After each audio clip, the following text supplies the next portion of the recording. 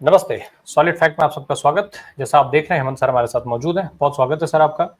Sir खबर ये आ रही है कि सुरक्षा को लेकर के ऑडिट किया गया जम्मू कश्मीर के अंदर और फिर उसके बाद वहां पे तमाम पर्यटन स्पॉट जो है बंद कर दिए गए। 49 करीब स्पॉट्स हैं जिनको बंद किया गया है।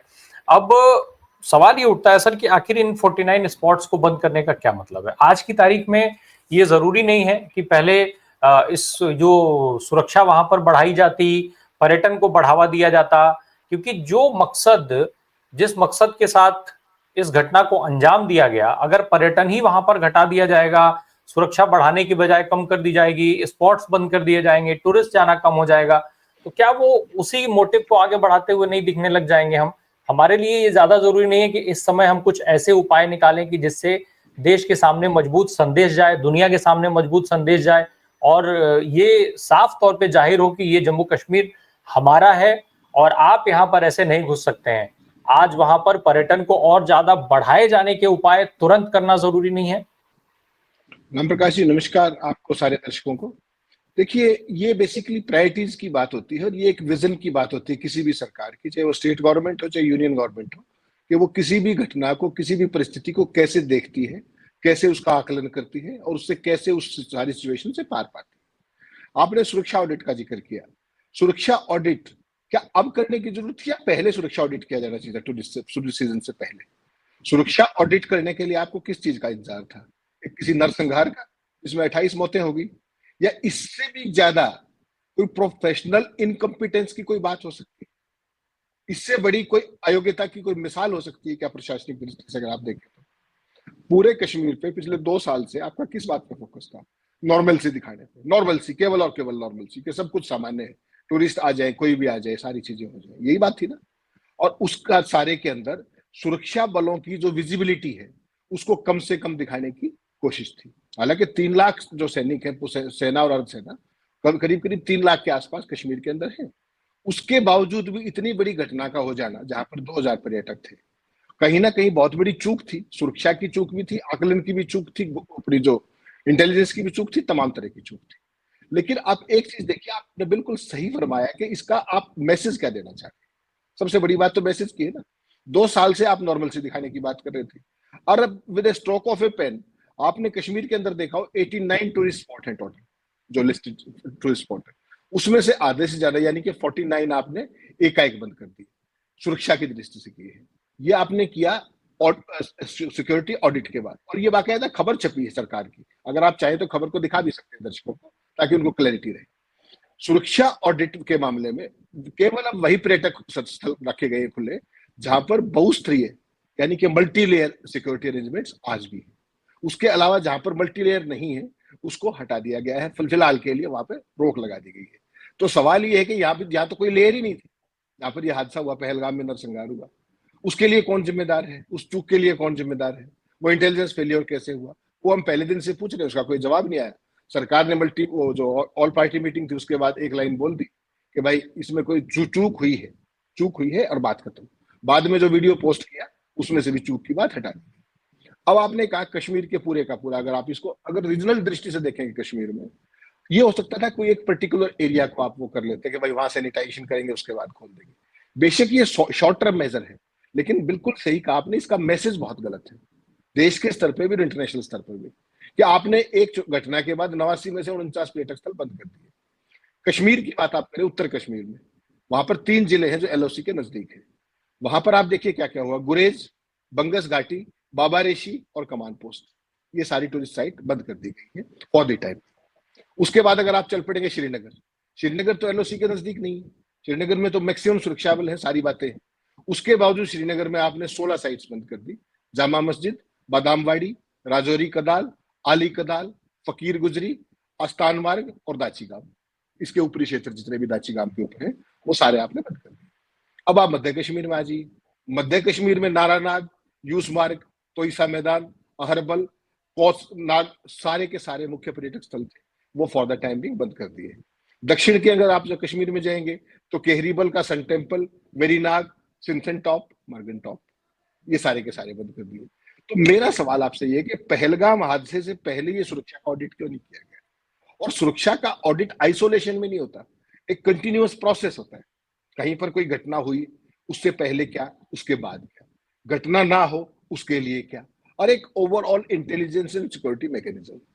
इस सब के लिए आप जो अब एक्टिव हुए, क्या आपका ये राउंड द क्लॉक यही काम नहीं है सुरक्षा बलों का? इसके अलावा भी कोई काम है? और उनकी लीडरशिप का क्या काम है? एक झटका आया, पाकिस्तान ने एक झटका दिया एक वेल प्लान्ड स्ट्रेटेजी के तहत, इसका मतलब तो आपने वो झटका ले लिया, और पूरा जो आपकी नॉर्मलसी का जो 2 साल से आप डिडोरा पीट रहे थे, वो 1 मिनट के अंदर खुल के सारा का सारा जनता के सामने आ गया। तो इससे क्या मैसेज दिया आपने? ये तो ये है कि this is gross professional incompetence. बेशक ये थोड़े से समय के लिए, बेशक आप वहां पे सुरक्षा दोबारा लगा के इनको खोल देंगे, लेकिन एक मैसेज तो लाउड एंड क्लियर चला गया ना, नेशनली भी इंटरनेशनली भी, कि आपके जो सुरक्षा के इंतजाम थे वो वहां की सिचुएशन के हिसाब से पर्याप्त नहीं थे। तो उसके लिए हेड शुड रोल, जिम्मेदारी तय होनी चाहिए। और आपको पता है कश्मीर पूरे का पूरा यूनियन टेरिटरी है, सीधा गृह मंत्रालय के अंदर सारी सिक्योरिटी एजेंसी भी है, और फौज वहां पे है ही, पैरामिलिट्री है, और उसके अलावा J&K police, everybody reports to LG, unified command. तो फिर उसके बाद क्या रह गया कि अब ये 89 में से 49 बंद क्यों कर दिए, और पहले ऐसी जगह पे भी टूरिस्ट क्यों जा रहे थे जो सरकार ये कहती है कि जहां पर बंद कर रखा था, जबकि हकीकत है वो 2020 से बंद नहीं हुआ था वो एरिया। तो ये अलग अलग जो है ना, एक नैरेटिव पेडल करने की बात की जा रही है, जिम्मेदारी से बचकर भाग जाने के लिए, इसके अलावा ये बिल्कुल।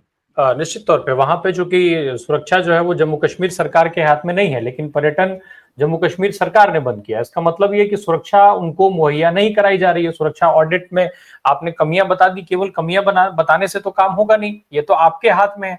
इस समय तो केंद्र सरकार के लिए बहुत सारी निश्चित तौर पे बहुत सारी जिम्मेदारियों के साथ साथ ये भी जरूरी है कि वो जम्मू कश्मीर की जो सरकार है राज्य की, उस सरकार के साथ कोऑर्डिनेशन स्थापित करें, सामंजस्य बैठाएं और फिर आगे कार्रवाई करें।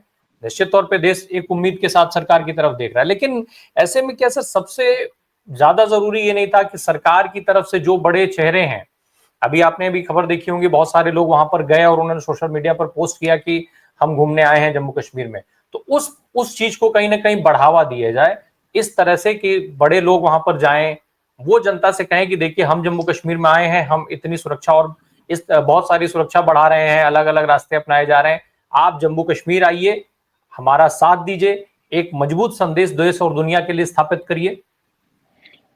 देखिए राम प्रकाश जी, एक ये बहुत ही जो स्थिति है ना, ये वास्तव में अगर आप कहें एक बहुत ही गंभीर स्थिति है, और ऐसे गंभीर मामलों पर गंभीरता की जरूरत होती है। इस देश के अंदर मस्करी और बड़बोलेपन का दौर चल रहा है। हर व्यक्ति जिसके जो मर्जी आ रहा है वो करता जा रहा है, जो मर्जी एक दूसरे में छिटाकशी कर रहे हैं। देश के प्रति जिम्मेदारी किसी की नहीं है, कश्मीर के प्रति जिम्मेदारी किसी की नहीं है, सांप्रदायिक सौहार्द के प्रति जिम्मेदारी किसी की नहीं है, और पूरे दुनिया को एक ये मैसेज देना कि हम एक मैच्योर डेमोक्रेसी है, इसकी तरफ किसी का ध्यान नहीं। जिसको जो मर्जी आ रहा है, किसी टीवी चैनल को उठा लीजिए आप, कोई सरकार के व्यक्ति को देख लीजिए, किसी विपक्ष के व्यक्ति को देख लीजिए, they all have become a laughing stock. For what? For lack of maturity. ऐसी घटना ना तो कोई पहली है और ना कोई आखिरी। ऐसी घटनाएं पहले भी हुई हैं, भारत के स्तर पर भी, दुनिया के स्तर पर भी, और आगे भी बंद हो जाएंगी, इसकी कोई गारंटी कह नहीं सकते आप। लेकिन पूरी सिचुएशन के लिए कैसे उसको एड्रेस किया जाना चाहिए। पहले 2 दिन तक आपने क्या देखा? जैसे ये घटना हुई 22 तारीख को, 2 दिन तक पूरे के पूरे गिद्ध मीडिया ने क्या चलाया कि धर्म पूछ करके गोली मारी, धर्म पूछ के गोली मारी। पाकिस्तान यही तो चाहता है, इसके अलावा कुछ चाहता है? यही चाहता है वो कि एक बार भारत में ये हो जाए, बाकी काम उनका आसान हो जाएगा फिर। तो उसको आपका पूरे का पूरा जो गिद्ध मीडिया है उसको पैडल कर रहा था, और सरकार ने उसको चेक करने के लिए कहीं कोई कदम उठाया तो वो बता दीजिए। जवाब है ना, नहीं उठाया। उसके बाद की जो स्थिति अब तक है, अब सारी की सारी वार मॉन्गरिंग चल रही है, पाकिस्तान को तहस नहस कर देंगे, आज रात आखिरी रात है पाकिस्तान का, ये है पाकिस्तान का, वो है। भाई ये सारी चीजें यूं करने की नहीं होती। ये सुरक्षा से जुड़े हुए मामले हैं, देश की संप्रभुता से जुड़े हुए मामले हैं, अंतरराष्ट्रीय साख से जुड़े हुए मामले हैं। हमारे यहाँ जो कुछ हुआ उससे कहीं बड़ा इजराइल के ऊपर हमला किया था हमास ने। उसके बाद उन्होंने ठंडे दिमाग से सोचा, और उसके बाद जो कुछ हुआ और जो अब तक हो रहा है वो पूरी दुनिया देख रही है। आपको इस तरह के बयानबाजी, बड़बोलापन और ये सब चीजों का कोई मतलब नहीं होता। आपका एक्शन बोलना चाहिए। इस तरह की चीजों में जुबानी जुबा खर्च से कुछ नहीं होता। केवल और केवल भक्तों को रह रह करके तमाम फोटो की खुराक, वीडियोस की खुराक, इससे आपका बौद्धिक दिवालियापन के अलावा कुछ नहीं झलकता है। आपने आर्मी चीफ के साथ बात की, आपने नेवी चीफ के साथ बात की, CDS के साथ बात की, विदेश मंत्री के साथ बात की, सीसीएस से बात की, काम ही है आपका, करेंगे ही। तो इसमें इस तरह की क्या चीज आ गई और किस तरह का फिर नैरेटिव पेडल किया जा रहा है। 24-24 सेकंड की वीडियो जारी की जा रही है कि प्रधानमंत्री जी ने, अरे भाई प्रधानमंत्री जी का काम है ये, इसमें what is so great about it. और उसके बाद जिस तरीके से कि भाई सारी की सारी जिम्मेदारी सेना को सौंप दी, खुले हाथ सौंप दिए। सेना के तो हाथ हमेशा ही खुले होते हैं। पॉलिटिकल मास्टर्स जो है वो सेना को, भारत की सेना नॉन पॉलिटिकल है, उसको आप जो भी काम देंगे, जो टास्क देंगे, वो उसको अपने रिसोर्सेज के आधार पर, अपनी मैन पावर के हिसाब से, अपनी चॉइस के हिसाब से कि किस सेक्टर में कब क्या क्या एक्शन लेना है, वो सरकार को भेजेगी। सरकार जिसको कहेगी उसको कर दिया जाएगा। तो इसमें इस तरह की चीजें कि पाकिस्तान समाप्त हो जाएगा, पाकिस्तान ये हो जाएगा, ये वार मॉन्गरिंग नहीं है तो क्या है? पूरे देश के अंदर क्या नैरेटिव फैला रहे हो आप? कोई अखबार उठा के देखिए, 5-5 6-6 खबरें वो सांप्रदायिक उसकी सारी, आज कश्मीर में वहां ये कर दिया, शाल बेचने वाले भगा दिए, स्टूडेंट्स के साथ ये कर दिया। ये कश्मीर हमारा हिस्सा नहीं है क्या? वो हमारे लोग नहीं है क्या?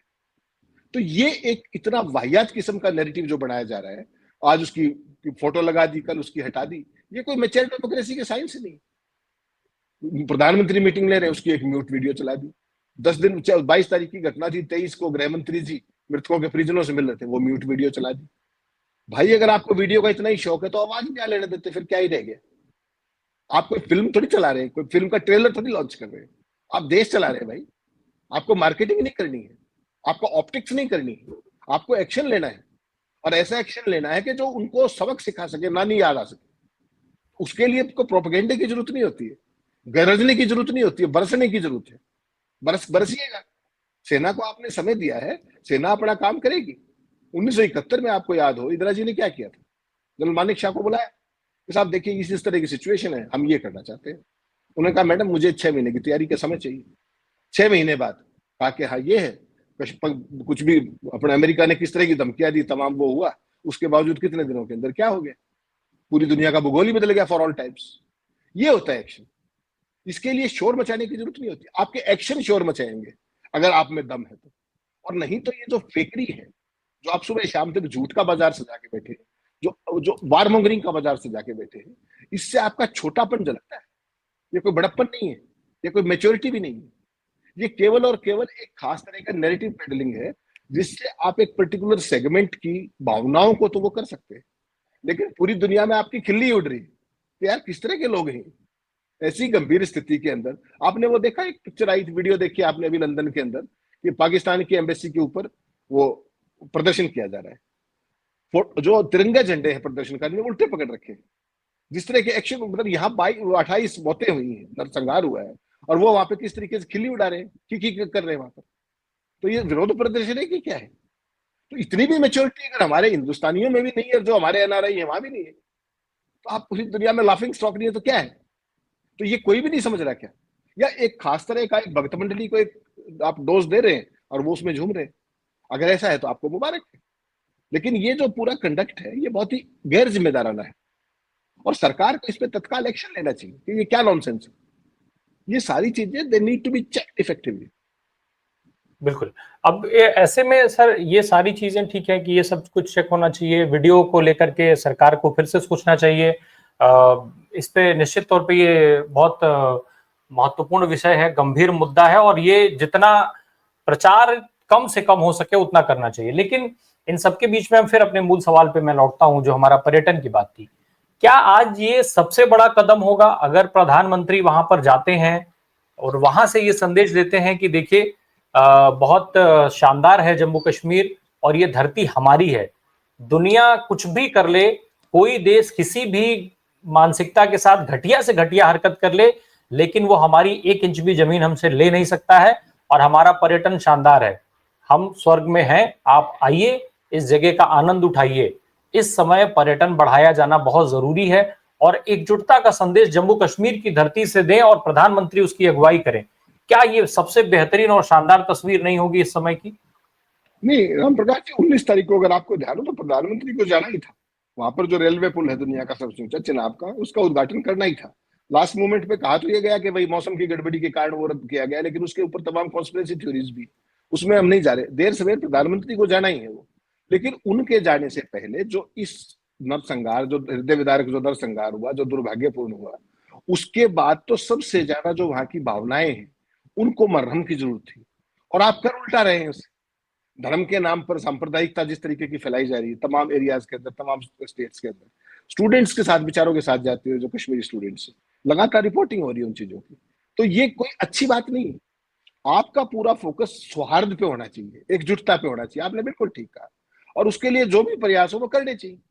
आम नागरिक मेरे और आप जैसे तो जाके ये कह रहे हैं कि कश्मीरी भाई हमारे बहुत ये करते हैं, वो करते हैं, सारा अच्छा ही बता रहे हैं, और ऊपर से जो भक्त मंडली है और जो डॉगी मीडिया है वो सुबह शाम तक क्या दरबार से जाके बैठा है।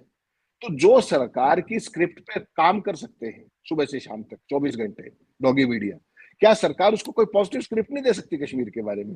ये तो सरकार को तय करना ना राम प्रकाश जी, कि सरकार की कश्मीर के प्रति और कश्मीर के लोगों के प्रति क्या जिम्मेदारी है, और वो किस तरह के प्रोपेगेंडा को बर्दाश्त कर रही है, किस तरह की स्क्रिप्ट वहां पर जा रही है। केवल इस डॉगी मीडिया के प्रचार को ही रुकवा दे तो बाकी सारे देश के लोग तो वहां जाने को तैयार हैं। लगातार पर्यटन बढ़ाई है over a period of time, उसमें आपके प्रोपेगेंडे की जरूरत नहीं है उनको। आप तो केवल जहर जहर ना फैलाएं, केवल इतना ही, माफ कीजिएगा, इतना ही कर दे बहुत है कि आप जहर ना फैलाएं, आप कश्मीरियों के प्रति हिकारत ना फैलाएं। बाकी चीजें तो वहां पे सारी की सारी है।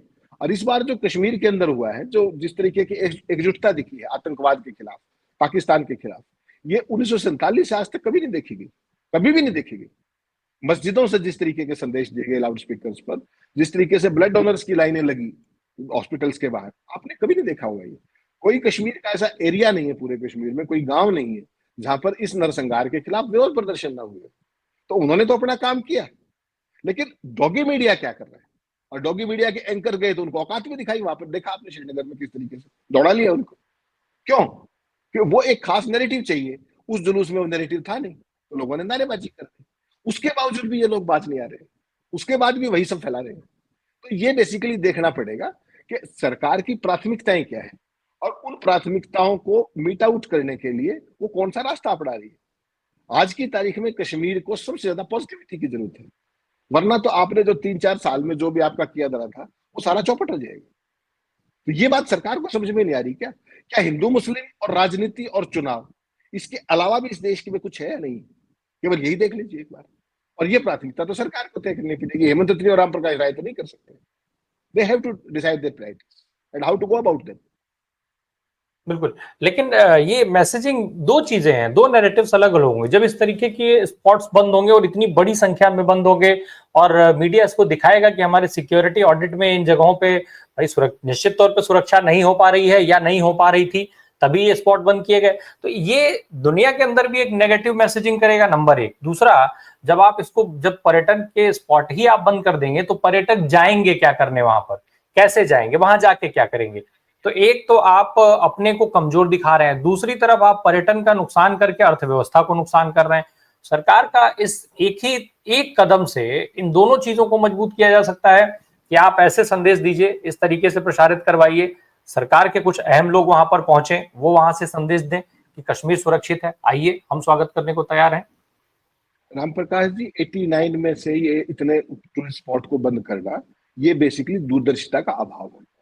मैं स्ट्रेट शब्दों में, मैं आपको पता है घुमा फिरा के बात नहीं करता, मैं सीधी बात करता हूँ और तथ्यों पे बात करता हूँ।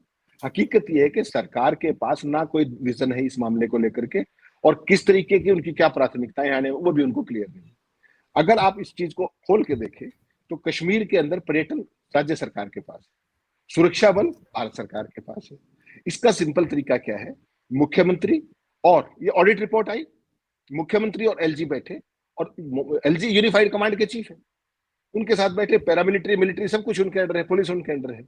ये सारी स्पॉट्स पर सिक्योरिटी लगाना कितनी देर का काम है, सैनिटाइजेशन करना कितनी देर का काम, केवल इतनी प्रायोरिटी की बात है। आपने कहा पूरी दुनिया में निश्चित तौर पर बदनामी होगी कि भाई अगर वहां सुरक्षा ऑडिट में अब कमियां पाई गई है तो पहले खुला क्यों था, या ये सुरक्षा ऑडिट पहले क्यों नहीं किया गया, और अब सुरक्षा ऑडिट में कमी पाई है तो उसको दूर करके खोलिए। अभी तक आप नॉर्मल से दिखाने पे आमदा थे 2 साल से, अब आप डिस्टेंस दिखाने पे आमदा है क्या? इसका मतलब तो यही हुआ, 89 में से 49 स्पोर्ट्स को अगर आप ये कर रहे हैं, इसका मतलब तो नॉर्मल सी नहीं है। तो सरकार ये चाहती है कि नॉर्मल सी ना दिखाए, आपकी मर्जी है, वो तो आपकी प्राथमिकता है। लेकिन इससे पूरे देश में भी एक वही बात, आप वाली बात बिल्कुल ठीक है कि अगर इतने टूरिस्ट स्पॉट बंद है तो कोई आएगा क्या करने, क्यों आएगा वो? तो पर्यटन गया चौपट। यही तो पाकिस्तान चाहता था। पाकिस्तान की तो दो ही इच्छाएं थी कि कश्मीर की नॉर्मलसी भंग हो जाए और हिंदू मुस्लिम का संप्रदायवाद हो जाए, दोनों ही चीजें होगी। आपको ये समझ नहीं आ रहा, आप अभी तक भी वही नैरेटिव पेडल किए जा रहे हैं, कभी वीडियो बना रहे हैं, कभी फोटो बना रहे हैं, एयरपोर्ट में मीटिंगें कर रहे हैं, म्यूट वीडियो जारी कर रहे हैं, कभी कश्मीर श्रीनगर की, कभी दिल्ली से उसकी मीटिंग की। इसके अलावा तो आपके पास कुछ है नहीं, और सारा डॉगी मीडिया पता नहीं किस नैरेटिव पे चला हुआ है। तो अगर यही आपकी मैच्योरिटी है, अब तो आपकी तीसरा कार्यकाल है भाई, तीसरे कार्यकाल में तो आप बहुत ज्यादा अनुभवी और सारी चीजों से वो हैंड्स ऑन हो जाते हैं। उसके बावजूद अगर इस तरह की स्थिति है तो कहीं ना कहीं या तो एडवाइजरी कैपेसिटी में प्रॉब्लम है या एक्शनेबल उसमें चीजों में दिक्कत है, मैं तो यही कह सकता हूँ। मीडिया का रोल ज्यादा खतरनाक देख रहे हैं आप, क्योंकि मीडिया जिस तरीके का नैरेटिव चला रहा है। साथ में एक और चीज है जिसको लेकर के चर्चा हो रही है, हालांकि ये बात जब भी सवाल पूछा जाता है तो ये विपक्ष के सवाल के तौर पे देख लिया जाता है, क्योंकि विपक्ष ने भी ये मुद्दा उठाया है कि बार बार वो कांग्रेस माफ कीजिएगा, वो पाकिस्तान के किसी न किसी पैनलिस्ट को ला करके तमाम टीवी चैनल्स बैठा रहे हैं, और फिर वो वहां पर बैठ के बताता है कि हमारे पास परमाणु बम है, हमारे पास ये है, हमारा ये गौरी तैयार हो गई। तो ये कौन कौन सी चीजें बताते हैं, उस पर भी सरकार को कुछ ना कुछ ध्यान देना चाहिए, रोक लगा देनी चाहिए कि जब तमाम यूट्यूब उनके चैनल्स और तमाम उनके नेताओं के एक्स हैंडल्स आप बंद कर रहे हैं, तो उनको भी बैन करना चाहिए कि आप यहाँ आकर के हमारे देश में क्यों अपना नैरेटिव सेट करेंगे, क्यों हमारे देश के लोगों में आप आतंक फैलाने की कोशिश करेंगे, क्यों ये कह के हमें डराएंगे कि हमारे पास परमाणु बम है। नहीं राम प्रकाश जी, देखिए इसमें डिपेंड करेगा कि कौन व्यक्ति क्या काम कर रहा है। सरकार ने 3 दिन पहले एक एडवाइजरी जारी की कि भाई आप आर्मी की मूवमेंट्स के बारे में sensitive information, source based information को आप डिसेमिनेट ना करें। उसके बावजूद ये लोग मान गए क्या? ये अभी भी उसी स्क्रिप्ट पे काम किए जा रहे हैं, वही पुराने की पुरानी फुटेज, कोई नई फुटेज थोड़ी है इनके पास कि आर्मी की मूवमेंट की, वो पुरानी दिखा करके लोगों को भावनाओं को भड़काना है, बस एक फियर मॉन्गरिंग और वार मॉन्गरिंग का माहौल क्रिएट करना है, देश में राष्ट्रवाद की लहर बढ़ानी आर्टिफिशियल तरीके से। देश के लोगों ने समझ लिया कि ये साजिश थी, देश के लोग उससे पार पाना चाहते हैं। देश में आज के लेवल टाइम में ऐतिहासिक एकजुटता है, उन सारी चीजों को खराब करने का काम ये जो मीडिया है वो लगातार एक प्रॉपर प्री रिटन स्क्रिप्ट के तहत कर रहा है।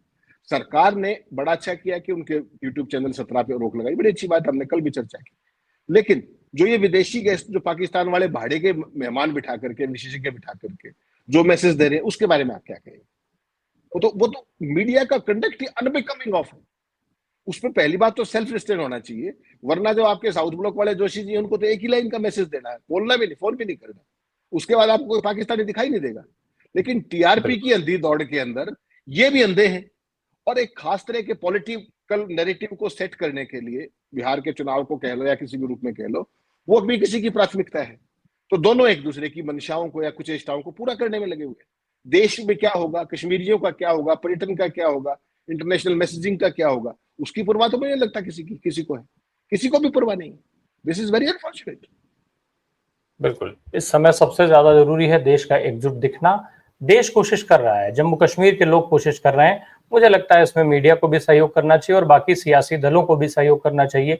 तमाम तरीके के जो प्रोपेगेंडा है उनको फैलाने से बचिए और देश की जनता उससे सतर्क रहे। एकजुट रहेंगे, बाकी चीजें सब होती रहेंगी, लोग निपटते रहेंगे, एक दूसरे से जो भी विवाद है वो सुलझते रहेंगे। बहुत बहुत धन्यवाद हेमंत सर हमसे बात करने के लिए। Thank you so much.